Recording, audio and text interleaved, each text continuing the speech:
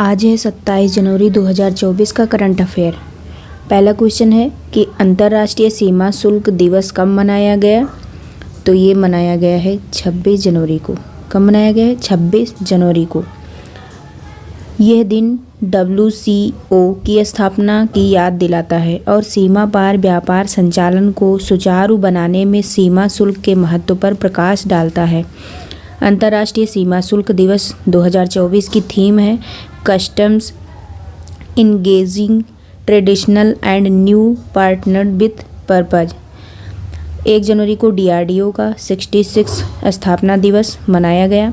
3 जनवरी को international mind body wellness day होता है। 4 जनवरी को विश्व ब्रेल दिवस, इसकी थीम होती है empowering through inclusion and diversity. 5 जनवरी को राष्ट्रीय पक्षी दिवस मनाया जाता है। 6 जनवरी को विश्व अनाथ दिवस होता है। 7 जनवरी को महायान नववर्ष दिवस होता है। 8 जनवरी को पृथ्वी घूर्णन दिवस होता है। 9 जनवरी को प्रवासी भारतीय दिवस होता है। 10 जनवरी को विश्व हिंदी दिवस होता है। 11 जनवरी को राष्ट्रीय मानव तस्करी जागरूकता दिवस होता है।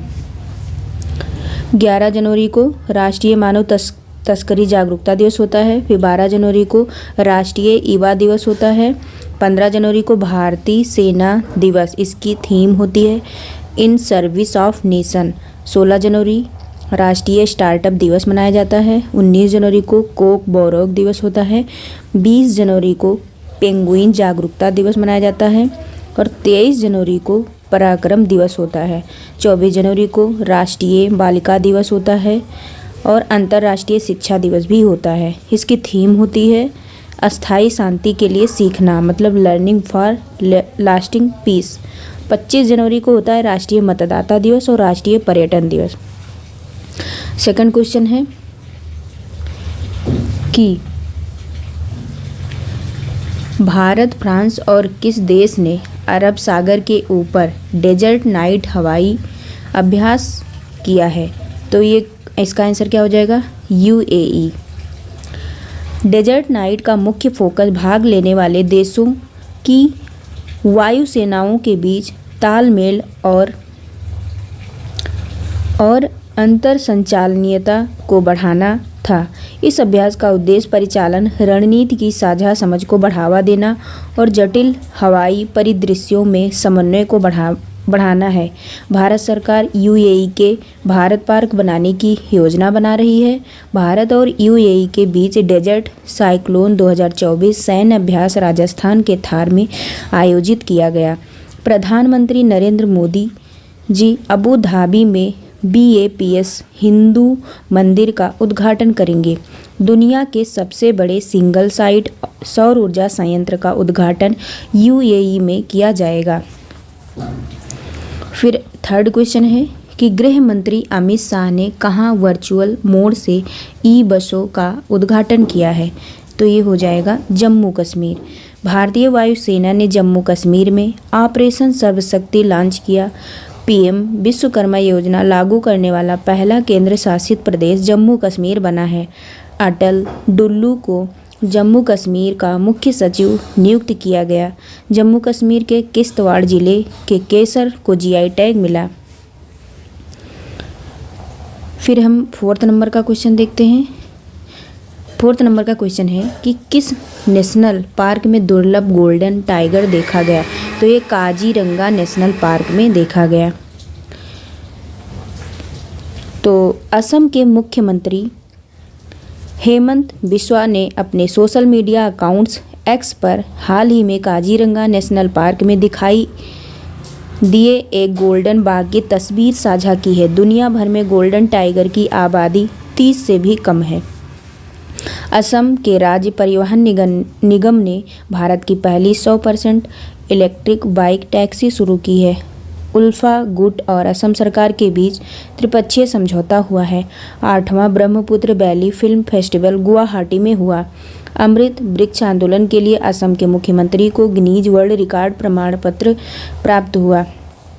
असम के मुख्यमंत्री को सिंगापुर की शीर्ष फेलोशिप से सम्मानित किया गया। असम के राज्यपाल ने सरपंच संवाद मोबाइल ऐप का अनावरण किया। पेप्सिको असम में नया संयंत्र स्थापित करने के लिए 778 करोड़ रुपए का निवेश करेगी।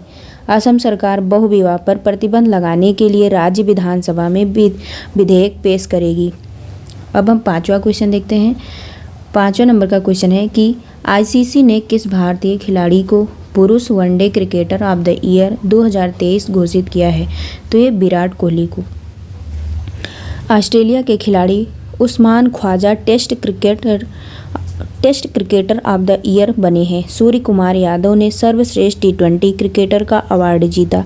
ऑस्ट्रेलिया के कप्तान और तेज गेंदबाज Pat Cummins cricketer of the year चुने गए हैं। दिसंबर माह के ICC player of the month Pat Cummins and Deepti Sharma बने हैं। अब हम 6 नंबर का क्वेश्चन देखते हैं। किसने पहला अंतर्राष्ट्रीय टेबल टेनिस खिताब जीता है? तो ये श्रीजा अकुला ने जीता है। किसने जीता है? श्रीजा अकुला ने। भारत की 2 बार की national champion Sreeja Akula WTT feeder Corpus Christi में विजेता बनी है। ये उनके करियर का पहला इंटरनेशनल खिताब है। अमेरिका की लिली झांग को सीधे सेंटो में मात देकर श्रीजा ने यह टूर्नामेंट जीता है। 7वां क्वेश्चन है BSF के किस जवान को मरणोपरांत राष्ट्रपति पदक मिला है? तो ये शिशुपाल सिंह व सांवला राम बिश्नोई को मिला है। किसको? शिशुपाल सिंह व सांवला राम बिश्नोई को। तो इन दोनों को मिला है। अफ्रीकी देश के कांगो में हिंसक प्रदर्शन में गोली लगने से राजस्थान के 2 वीर सपूत शिशुपाल सिंह और सांवला राम बिश्नोई शहीद हो गए। बीएसएफ के दोनों जवान यूएन के शांति मिशन पर कांगो गए थे। मिस अमेरिका 2024 का ताज मैडिसन मार्स ने जीता है। घुड़सवारी के लिए अर्जुन अवार्ड पाने वाली पहली भारतीय महिला दिव्यकीर्ति सिंह बनी है। चीनी उद्योग में सर्वश्रेष्ठ पर्यावरण अधिकारी का पुरस्कार जीतने वाली पहली महिला दीपा भंडारे बनी है। प्रसिद्ध बंगाली लेखक शीर्षेंदु मुखोपाध्याय को 2023 कुवेम्पु राष्ट्रीय पुरस्कार मिला।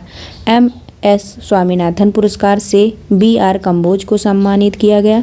इसरो के VR ललितांबिका वैज्ञानिक को फ्रांस के सेवेलियर पुरस्कार से सम्मानित किया गया। फिर अगला क्वेश्चन है किसने 43 साल में 43 साल में सबसे उम्र दराज पुरुष युगल विश्व में बनकर इतिहास रच दिया है? तो ये किसने? रोहन बोपन्ना। क्या है कि हाल ही में किसने 43 साल में सबसे उम्र दराज पुरुष युगल विश्व नंबर 1 बनकर इतिहास रचा है? तो ये रोहन बोपन्ना हो जाएंगे। रोहन बोपन्ना टेनिस इतिहास में सबसे उम्र दराज वर्ल्ड के नंबर 1 खिलाड़ी बन गए हैं। रोहन बोपन्ना और मैथ्यू एवडेन ऑस्ट्रेलियन ओपन के सेमीफाइनल में पहुंच गए हैं और इतिहास में सबसे उम्र दराज ATP युगल नंबर 1 बन गए हैं। भारतीय टेनिस स्टार ने अमेरिका के राजीव राम को पछाड़कर नया रिकॉर्ड बनाया। राजीव राम अक्टूबर 2022 में 38 साल की उम्र में अपने करियर में पहली बार ग्रेट ब्रिटेन के साथी जो सैली सबरी को छोड़कर पहली बार शीर्ष पर पहुंचे थे। फिर अगला क्वेश्चन कि किस देश में पहली बार नाइट्रोजन गैस से सजाए मौत दी गई हैं? तो ये अमेरिका में। 25 जनवरी को अमेरिका के अलबामा राज्य में केनेथ स्मिथ को नाइट्रोजन गैस से मौत की सज़ा दी गई है। स्मिथ को 1988 में हुई एक हत्या का दोषी पाया गया था। एक पादरी ने स्मिथ से अपनी पत्नी की हत्या कराई थी। अमेरिका में साल 1980 के दशक में जहरीला इंजेक्शन देकर सजाए मौत दी जा रही हैं। इससे हार्ट काम करना बंद कर देता है, लेकिन कई राज्यों में इस तरीके से एक समस्या देखी जा रही है। नाइट्रोजन गैस से सजाए मौत का समर्थन करने वाले लोगों का कहना है कि इससे बिना दर्द हुए जान जाती है।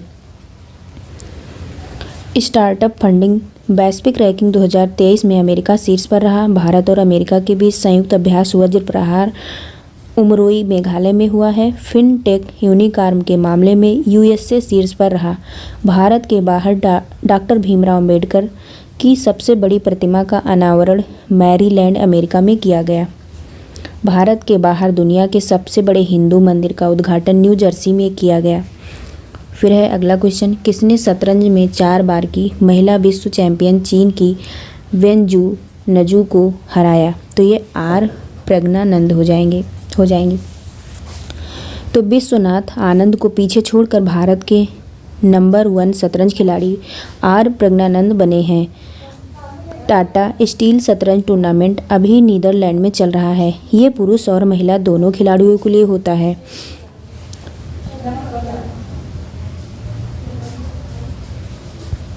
फिर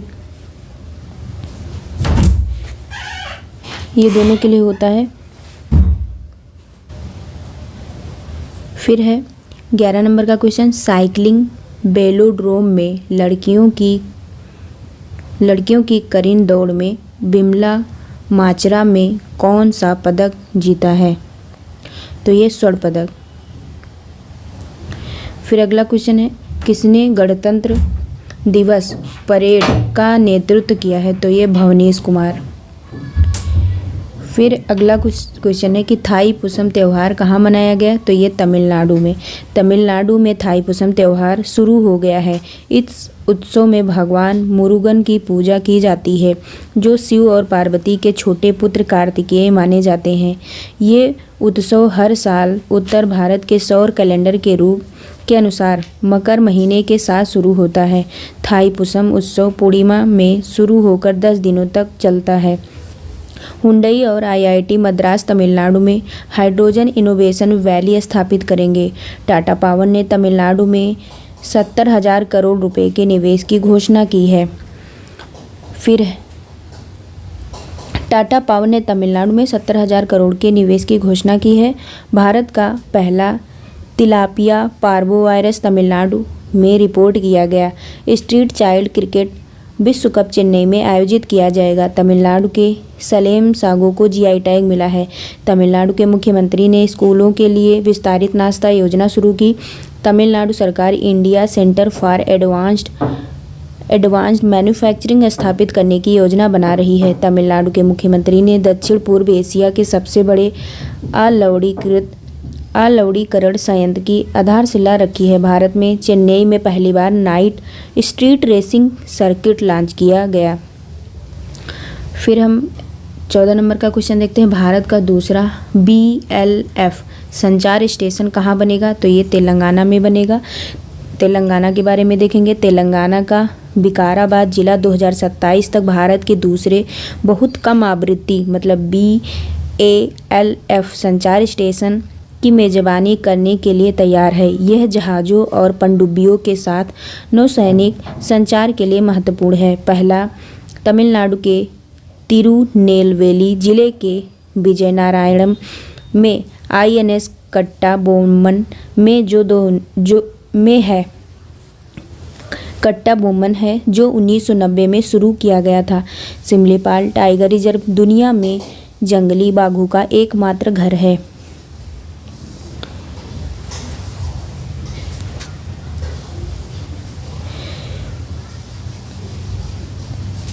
फिर हम अगला क्वेश्चन देखेंगे। तेलंगाना के बारे में बहुत सारी चीज़ें हैं, उसमें और थोड़ा सा देखेंगे। जैसे तेलंगाना सरकार द्वारा प्रजा पालन कार्यक्रम शुरू किया गया। तेलंगाना सरकार ने महिलाओं और ट्रांसजेंडर के लिए मुफ्त बस यात्रा शुरू की है। तेलंगाना में सेंट्रल ट्राइबल यूनिवर्सिटी बनाने का विधेयक संसद ने पास किया है कर दिया। गद्दाम प्रसाद को तेलंगाना का नया विधानसभा अध्यक्ष चुना गया है। तेलंगाना सरकार ने रवि गुप्ता को नया DGP नियुक्त किया है। दुनिया के पहले 3D मुद्रित मंदिर का उद्घाटन तेलंगाना में किया गया। प्रधानमंत्री नरेंद्र मोदी जी ने तेलंगाना में रामागुंडम NTPC परियोजना का उद्घाटन किया। पेम्बर्थी और चंदलापुर को तेलंगाना के सर्वश्रेष्ठ पर्यटन गाँव के रूप में चुना गया। तेलंगाना सरकार ने विद्यार्थियों के लिए मुख्यमंत्री नाश्ता योजना की घोषणा की है। कार्निंग इंक भारत में तेलंगाना में अपनी गोरिल्ला गिलास मैन्युफैक्चरिंग सुविधा स्थापित करेगा। फिर अगला क्वेश्चन है मतलब लास्ट क्वेश्चन कि वाडा के 10 साल के वैश्विक अध्ययन में सबसे खराब देश कौन है? तो ये रूस है। रूस ने 2024 में ब्रिक्स की अध्यक्षता संभाली है। भारत ने रूस से S-400 मिसाइल स्क्वाड्रन खरीदे हैं। मतलब रूस ने परमाणु ऊर्जा वाली महाशक्तिशाली मिसाइल 7 बनाई। रूस 2024 में अपने रक्षा खर्च पर 70% बढ़ाएगा। रूस इस्लामिक बैंकिंग शुरू करेगा। रूस का लूना 25 अंतरिक्ष यान चंद्रमा से टकराकर दुर्घटनाग्रस्त हो गया।